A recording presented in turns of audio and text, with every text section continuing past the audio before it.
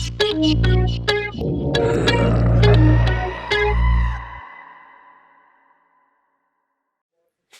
everybody, your boy Stu back here for Horror DNA TV with your new Pinhead, Mr. Paul T. Taylor. How you doing, Paul? I'm doing well. How are you? Man, I'm good. Glad to be here. Hanging out with the horror family, doing our thing.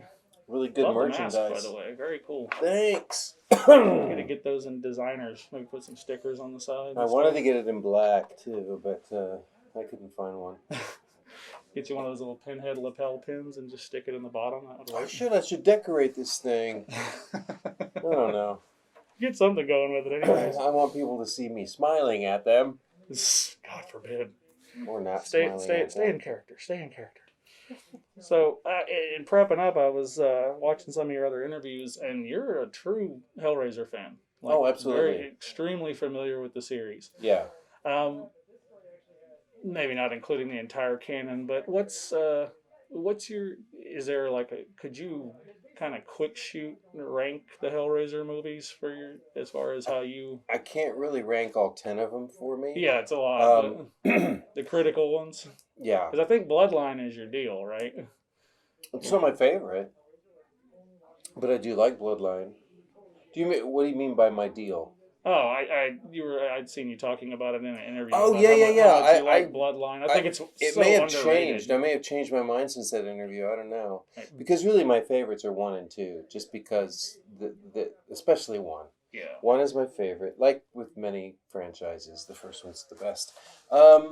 But when it comes to Bloodline, the 4th one, I like the story of the lament configuration. I think that's really cool. And the introduction of the character of Angelique. I just think it's really, she's freaking amazing. I wish she didn't die in the 4th one.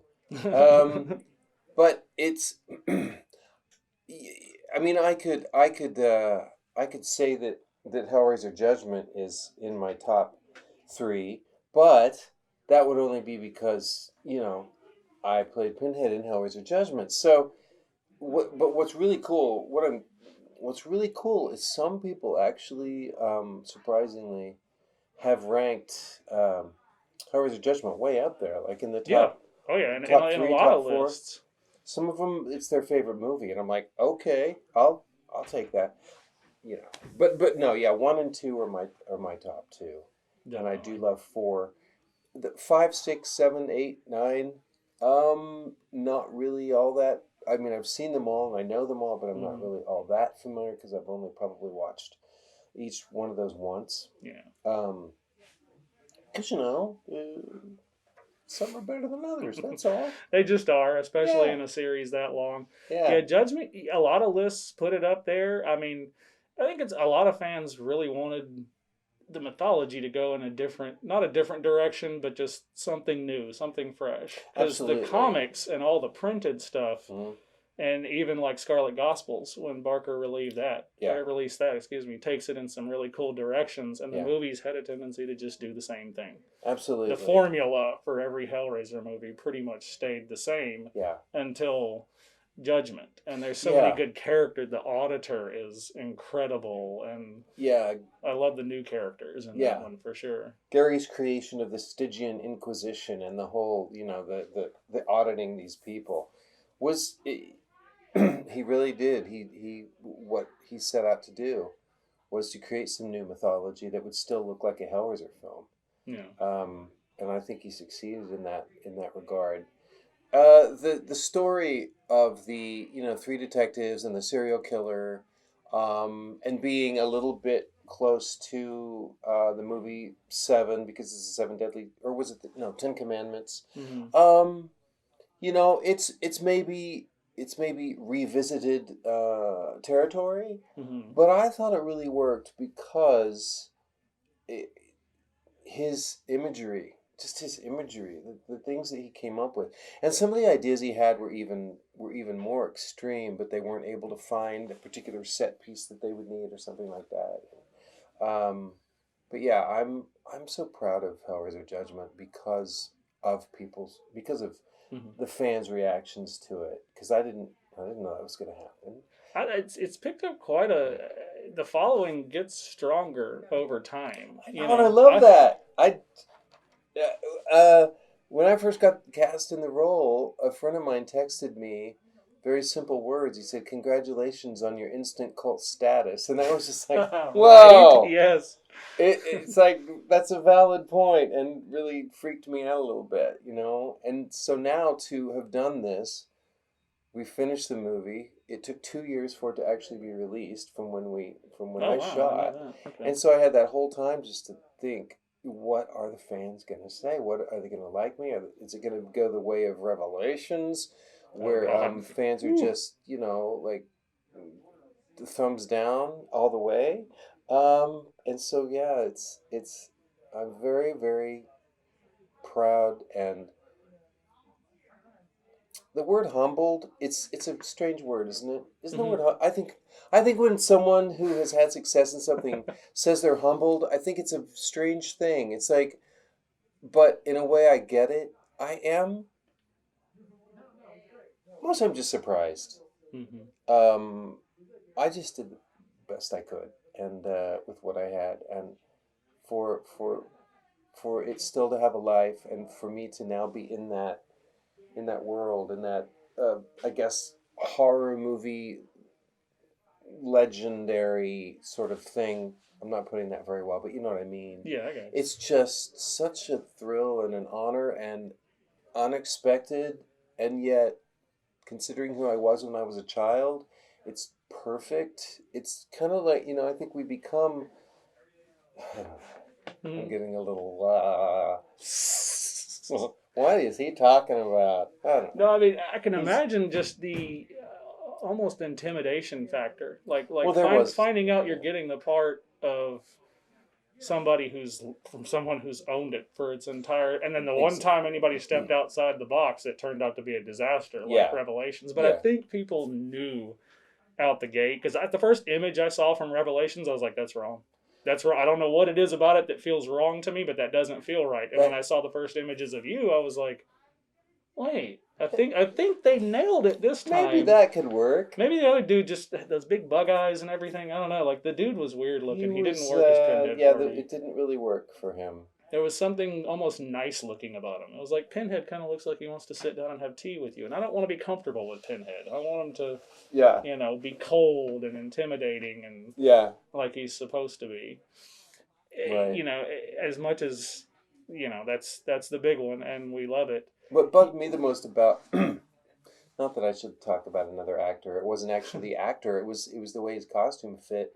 It wasn't tied around the neck. I felt like something was missing.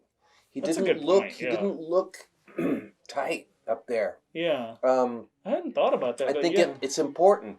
The neck, there was a gap. There was a gap, and his neck would move, and it wouldn't, and it bugged me that it wasn't form fitting. I think that around Pinhead's neck, it just needs to be. It's supposed to be very tight. Yeah. Sort of bondage gear looking.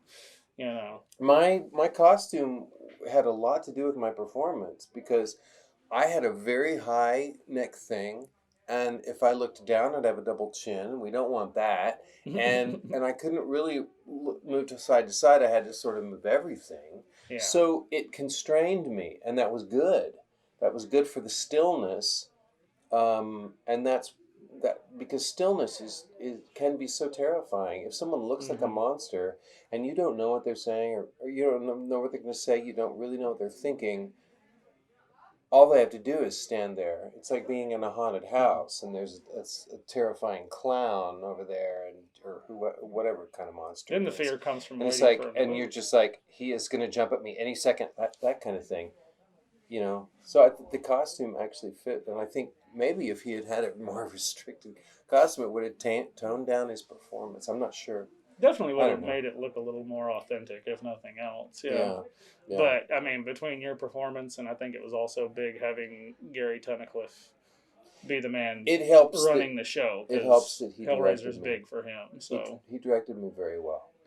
Yeah, it seemed like a good one. Yeah. And as much as we love that one, there's actually another movie you did, and I had forgotten because it's a cameo part. I had forgotten you were involved in it, but I review movies as well for different sites. 2018, one of my favorite movies out of nowhere was Sick for Toys. Oh, really? Oh my God. I love the psychology. Oh, I'm so those glad. Disturbing performances. It is disturbing. I'm not sure I've ever seen a cameo that effective. I mean, it was sickening. Dude, like how do you tap into something like that? That wasn't. I didn't enjoy it. I did not enjoy that at all. And I watch it and I'm like, oh God, I hate me. I mean, right. I hated you when I watched I guess I did a good job, but you nailed it. You killed it. It's so gross. But when I was offered the role, I'm like, of course I'll do that. Yeah. Of course I will. I mean, creepy uncle. Here I am. You know, that's the kind of thing I can do that easily. It's just that the material and what he does and what he talks about. Ugh. Yeah, I mean, kitty rape is not cool. No, not in any capacity. Usually, my God. And I mean, the good performances will make you uncomfortable, but that was uncomfortable on a different level. I'm so glad you brought up Sick for Toys because it's funny. That's the first movie I did with John Paul Burkhart, who plays the sick brother. Mm-hmm. He was also one of the producers on that movie. He's a friend of mine from. We met at Plano Rep many years ago doing Chicago, the musical, before he moved out to L.A. And so he had this movie, Sick for Toys, that they were producing, and he asked me to play this role, and I did. And then they did another movie called Roadhead, which is more comedy horror, and that we shot that out in L.A. And that is they're still working on promotion and release and all that, but I have seen it. Again, it's a cameo, a little larger role than I did in Sick for Toys. But now I'm going to work with him a third time. Nice. And this I is like the dude. He's real talented. Huh? He's very talented. He's very talented. Yeah, and he's that's funny a good as hell. He's a funny guy. But he wrote a movie called Coulrophobia, which is, of course, is the fear of clowns. Yes. And there have been other movies called Coulrophobia. I think Rob Zombie has done one, and there's been others. But it's like the title. He really loves the title. So, but I'm going to play a horror clown in that one. And it's funny because you mentioned Sick for Toys. That's related to Sick for Toys. But also Gary Tunnicliffe, who wrote, directed, and played the auditor in Hellraiser Judgment, is going to direct. It has become a co-writer on Coulrophobia, and is also going to direct it and do the makeup and special effects. So it's really cool that I'm going to get to work with Gary again, and that I have these. This might going to be my third movie with John Paul Burkhart. The company got Delco Productions, and his production company is called 910 Films. And so it's funny how, I'm kind of like on this trek, Yeah. I never knew that I would be doing horror movie after horror movie after horror movie, and it never would have happened. Well, it might have, but the fact that Hellraiser Judgment elevated my profile to a place where people want to put me in their horror films is fantastic, because I've always been a Halloween kid. I love horror. It's my favorite. Probably you guys too, I'm sure. Oh yeah. I mean, probably people watching this. It's like horror makes me feel comfortable. It's weird. Yeah. Except for that scene in Sick for Toys. Well, yeah. But at least you still know you got a really, really effective job done. Yeah. God. As uncomfortable as it was. I was so glad when it was over. It was just like, this is so gross. Kind of almost like feel bad getting paid for it. Like, oh. Yeah. And the sound under the scene is so disconcerting. It's not really music, but it's just this. It's just this sound that's there, that's danger, that's gross, that makes me feel sick. This movie's called Sick for Toys, so. Yeah, that was a best of list at the end of the year. That one. Thank you so much. I had no idea. Oh yeah. It's got a following. Sick for Toys has definitely picked up a following, but that's awesome. The indie flicks, you kind of have to. You just have to give it time to develop a following. It's just like Hellraiser Judgment's definitely doing the same thing. Yeah. There wasn't a lot of chatter when it came out, but like you hear horror fans talk now, and as time goes on, everybody's kind of like, yeah, I really do like that one. Because people were so used to getting, I hate to say it, but used to getting crappy subpar Hellraiser films for such a long time. Yeah. basically since Bloodline, more or less, Yeah. Well, Bob Weinstein is no longer involved, Oh, yeah, that's true. Hashtag Me Too took care of that. So it's like, that's why Clive Barker is going to have the rights again. It's like, okay. I can have mixed feelings. I used to have mixed feelings about Me Too because it sort of made, I don't know what my chances of playing Pinhead are again. They were better before that, but they were not going to be in something that Clive Barker was going to be involved with. So if Clive Barker is now in charge of Hellraiser, I'm all for it. Absolutely. Whether I'm in it or not. It's just like, from a fan's perspective. Huh? Just from a fan's perspective. Exactly. Yeah. I mean, he's the man with the twisted mind, and when Weinstein was in charge, apparently he's not a fan of psychosexual material. It's like, that's what Hellraiser is. It's literally grounded. It's psychosexual material. Yeah. No, it's just have tits, But I guess he didn't like the S&M, aspect of it. That has sort of gone away. Yeah. And I think it can come back. I think it needs to come back. Yeah, it needs to come back. Yeah. That's where it's based. But it just went away over the years, and now it's become something more about crime and punishment, which works. I mean, because it connects our Christian values, our idea of heaven and hell, and there being a God and angels and all that. It does work, but it's not the same as what the first couple of movies were about. Nothing can imitate those, because exactly. you can't imitate Barker. That's why they can't. That's why they were so original. Yeah. Because nobody was doing stuff like that. It's like, you what? This movie's about what? I like this. I'm on board. Yeah. Yeah. Pleasure is pain. Pain is pleasure. We've all got a little bit of that. It's a thing. So what else do you have coming up? Well, I just told you about Coulrophobia, so that one. Big one, yeah. I hadn't heard about Tunnicliffe. That's getting more and more elevated. He just announced it less than 2 weeks ago. Yeah. I mean, I've known about it, and we've known about it for a long time, but so we're just now starting to talk about it. Casting has not even really begun. So, he wants to film it in a safe environment, so it probably will not be filmed until, he doesn't want people to have to wear masks, which means it's going to be, got to get the vaccine May, out June. there, give it's it some be time. Quite a while. Yeah. And that's fine with me. I've been on a couple film sets where masks and testing and all that were required, and it's a barrier to creativity. Yeah, I was going to ask if you had done anything during the lockdown times, because a lot of people haven't, but I would think it would be so frustrating trying to run a movie under those circumstances. The biggest one I did, I played a surgeon, and I had a surgical mask on for one of my scenes. So the other one I didn't have a mask, but I had a mask on for one of the scenes. But 2 days after I got back from filming, one of the producers called me and said, "Paul, the director tested positive for COVID the day that you were there." They were doing the rapid testing. Oh my God, really? And then it turned out 19 people tested positive. Oh, damn. And I don't know how they all individually did with it. I have no idea. Yeah. But, yeah. You managed to dodge that bullet? Weird time. I did, and I whatever it is, luck, good sense. I don't know what it was. We'll go with the latter. Yeah. I've dodged a lot of bullets in my day, lots of them.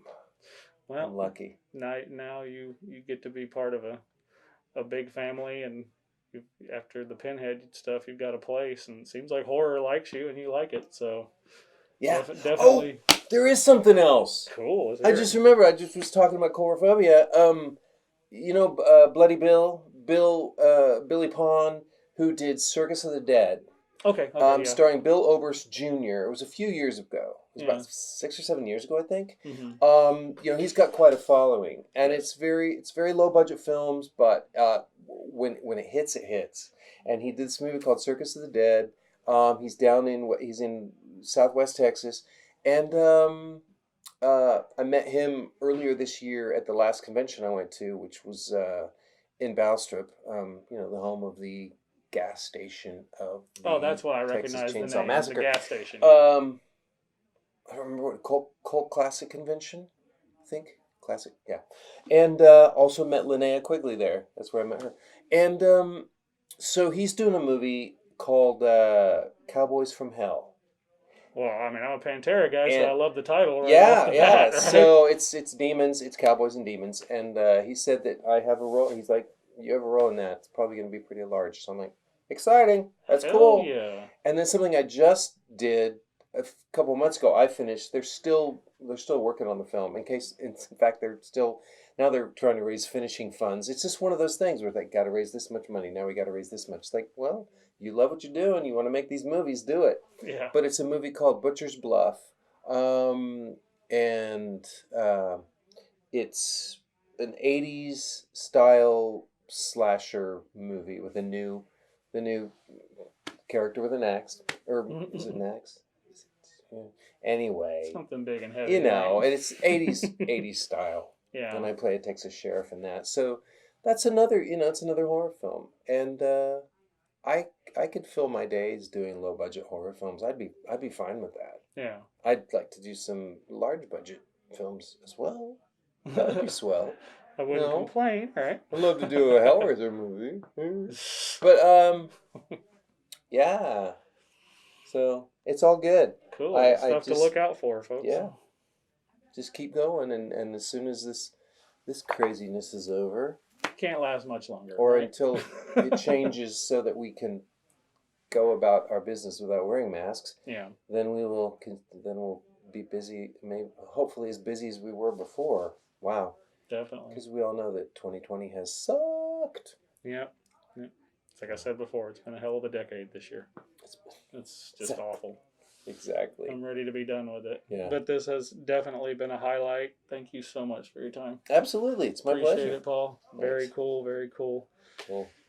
And with that, folks, we're gonna let Pinhead go back to hell here. So take it easy.